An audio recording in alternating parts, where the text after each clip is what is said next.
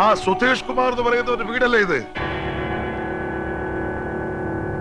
ആ മക്കളെ കാലത്തീറ്റ കൊടുത്തു വളർത്തുന്ന തന്തയും തള്ളയും ഒന്ന് കണ്ടിട്ട് പോവാമെന്നതാ.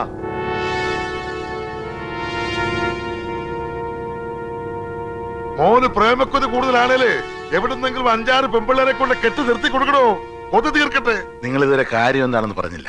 മോളെ പോലെ താഴെ വെക്കാതെ വളർത്തിയെടുത്ത് ഞങ്ങളുടെ പൊന്നനിയത്തിയെ തട്ടിക്കൊണ്ടുപോയി നിങ്ങൾ വളർത്തി വിട്ടിയ ആ പട്ടി.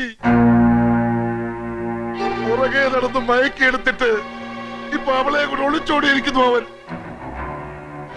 വേണ്ട, ഞങ്ങൾക്കിനി അവളെ വേണ്ട, അവള് ചത്തുപോയി. പക്ഷെ അവനുണ്ടല്ലോ നിങ്ങളുടെ മോൻ, അവൻ എവിടെ പോയി ഒളിച്ചാലും വിടില്ല. വെട്ടി നുറുക്കി കൊല്ലും ഞങ്ങള്. അത് തന്തയുടെ മുമ്പ് വെച്ചായാലും തള്ളയുടെ മുമ്പ് വെച്ചായാലും ചെയ്തിരിക്കും. കരുതിയിരുന്നോ? പാടാ.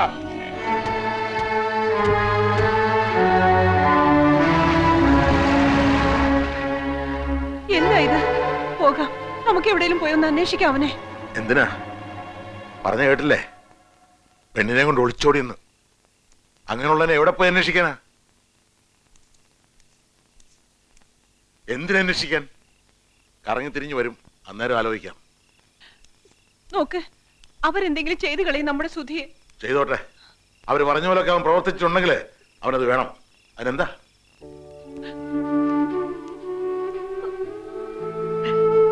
നീ എന്തിനാ വിഷമിക്കുന്നേ? വിഷമിക്കേണ്ടത് ഞാനല്ലേ തെറ്റിയത്. മോനെ പോലെ വളർത്തിയില്ല, കൂട്ടുകാരനെ പോലെ വളർത്തി. അതിന്റെ ശിക്ഷ. ആ വന്നവന്മാരുടെ ഭാഷ കേട്ടല്ലോ, അപ്പൊ മനസ്സിലായി കാണുമല്ലോ ആ അവള് എങ്ങനത്തവളായിരിക്കുമെന്ന്. എനിക്ക് വിശ്വസിക്കാൻ സാധിക്കുന്നില്ല. എന്നാൽ എന്റെ സുധി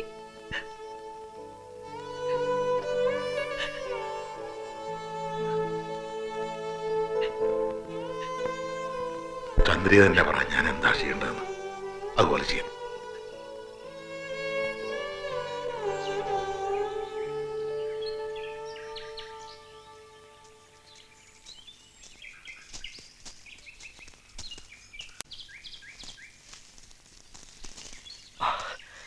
എടാ സുധി, ഈ നാട്ടിൽ നീ ഒരു നിമിഷം കൂടി നിന്ന് പോരുത്. കണ്ണി കണ്ടവരൊക്കെ തല്ലി കലി പിടിച്ച് നടക്കുക. അവര് ഉടനെ എങ്ങോട്ടെങ്കിലും പോണം, അല്ലെങ്കിൽ അവർ നിന്നെ തല്ലിക്കൊല്ലുന്നത് ഞങ്ങൾ കണ്ടു വെക്കേണ്ടി വരും.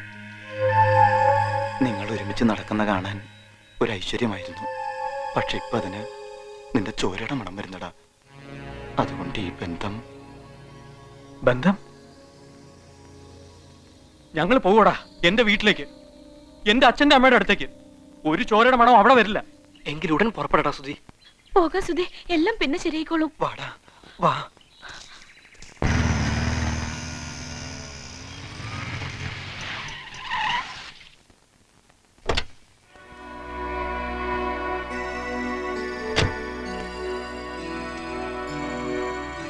ആ ബൈക്ക് അവിടെ വെച്ചിട്ട് കാറിലോട്ട് കയറ. വാമിനി, നീ മാത്രം കയറിയാ മതി. അച്ഛാ, മിനി. മനസ്സിലായി, അതുകൊണ്ടാ നീ മാത്രം കയറിയാ മതി എന്ന് പറഞ്ഞ. ഇല്ല അച്ഛാ, മിനി ഇല്ലാതെ.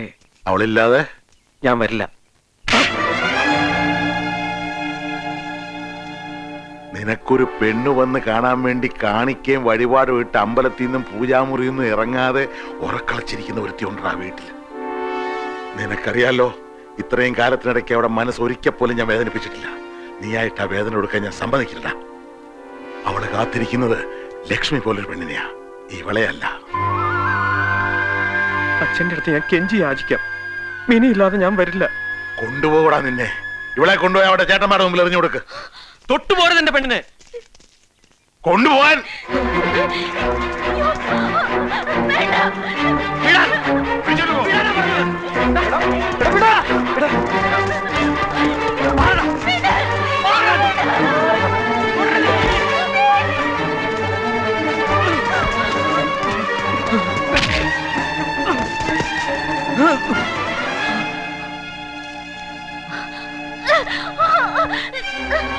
വേണ്ട സുധി, അച്ഛനുമായിട്ട് വഴക്ക് വേണ്ട.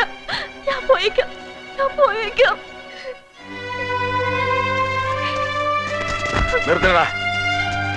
നിർത്താൻ. നീ കാറെ കയറുന്നുണ്ടോ? അമ്മയെ കാണിക്കാനായി ഞാൻ കൊണ്ടുവരുന്ന എന്റെ പെണ്ണാ ഇവള്. ഇവളില്ലാതെ ഞാൻ വരില്ല. ഇവളില്ലാതെ നീ വരും. നിന്റെ അമ്മയോട് ഒരിറ്റ് സ്നേഹമുണ്ടെങ്കിൽ, നീ ആ അമ്മയുടെ വയറ്റിൽ തന്നെ ജനിച്ചതാണെങ്കിൽ ഇവളെ ഇവിടെ വീട്ടിൽ കൊണ്ടാക്കിയിട്ട് ഇന്ന് വൈകുന്നേരം നീ വരും. ഇല്ലെങ്കിൽ ഇവിടെ ആങ്ങളമാര് നിന്റെ കഴുത്തറത്ത് എന്റെ മുമ്പിൽ കൊണ്ടിട്ടാലും ഈ കണ്ണിന്ന് ഒരു ഇറ്റ് കണ്ണീര് വീഴില്ല. നീ നോക്കിയോ.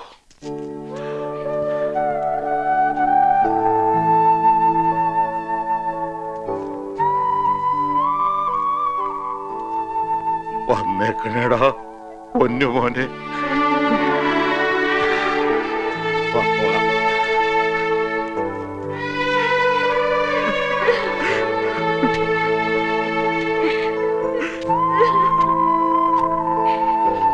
സുധി, ഇനി നിങ്ങൾ എങ്ങോട്ട് പോകും? പറയടാ, ഇനി എങ്ങോട്ട് പോകും? ആ അച്ഛന്റെ സ്നേഹത്തെ കുറിച്ച് പറയുമ്പോഴൊക്കെ നിനക്ക് 1000 നാക്കായിരുന്നല്ലോ. അങ്ങനെ ഇതൊക്കെ കാട്ടിക്കൂട്ടിയപ്പോ കണ്ടടാ ആ സ്നേഹത്തിന്റെ മാറ്റ്. മിനിയും പറഞ്ഞല്ലോ ഒരുപാട് വീട്ടുകാരുടെ സ്നേഹത്തെ കുറിച്ച്. ഇന്നലെ രാത്രി ഞങ്ങൾ കണ്ടു, അറിഞ്ഞു ആ സ്നേഹം. നിങ്ങളൊക്കെ മനസ്സിലാക്കിയിരിക്കുന്ന സ്നേഹം എന്തുവാ ഒന്ന് പറഞ്ഞതാ. ഇങ്ങനെ അന്തിച്ച് നിൽക്കാതെ വാട എന്റെ വീട്ടിലേക്ക്. ഞാൻ കാണിച്ചു തരാം സ്നേഹം എന്താണെന്ന്. വലിയ ബംഗ്ലാവൊന്നുമില്ല, ഒരു കുടില. എന്റെ അപ്പൻ ഒരു മുക്കുവനാടാ. പക്ഷെ ആ നെഞ്ചത്ത് നേരും നെറിയുണ്ട്. കടൽ പോലെ കിടക്കുന്ന സ്നേഹമുണ്ട്. ഒരുത്തനും തൊടില്ല നിങ്ങൾ അവിടെ. നിങ്ങളെ ഞാൻ കൊണ്ടുപോകും. എന്റെ അപ്പന്റെ അടുത്തേക്ക് നിങ്ങളെ ഞാൻ കൊണ്ടുപോകും. പാടാ അപ്പാ, ഒന്ന് എഴുന്നേറ്റ്. ഇനിയെങ്കിലും ഞാൻ പറയണമെന്ന് കേൾക്ക്. അല്ല, ഇതാര്? എന്റെ മോ ചിപ്പായി. നീ എപ്പോ വന്നു? ഞാൻ ഇതുവരെ കണ്ടില്ലല്ലോ. ഇങ്ങനെ കിറങ്ങിയിരുന്ന കാണയില്ല കേക്കയില്ല. എന്റെ കൂട്ടുകാർ വന്നേക്കണം, അപ്പം വന്നേ. എന്റെ മോന്റെ കൂട്ടുകാരാ? അവരെവിടെ? ഞാൻ കണ്ടില്ലല്ലോ. മോൾ അവരെവിടെ? എടാ ചിപ്പായി, നിന്റെ കൂട്ടുകാരനെ കണ്ടിട്ട് ഒരു പെണ്ണിനെ പോലെ ഇരിപ്പുണ്ടല്ലോ. പെണ്ണിനെ പോലെയല്ല, പെണ്ണ. പെണ്ണാ? പെണ്ണ. അപ്പ ഇത് എന്റെ കൂട്ടുകാരൻ സുധി. ഇതവൻ കെട്ടാൻ പോണ പെണ്ണ് മിനി. അപ്പൊ കെട്ടിയിട്ടില്ല? ഇല്ല. എടാ ചിപ്പായി, നല്ല ചേർച്ചയുണ്ടല്ലോ. പിന്നെ എന്താടാ ഇവര് കെട്ടാത്ത?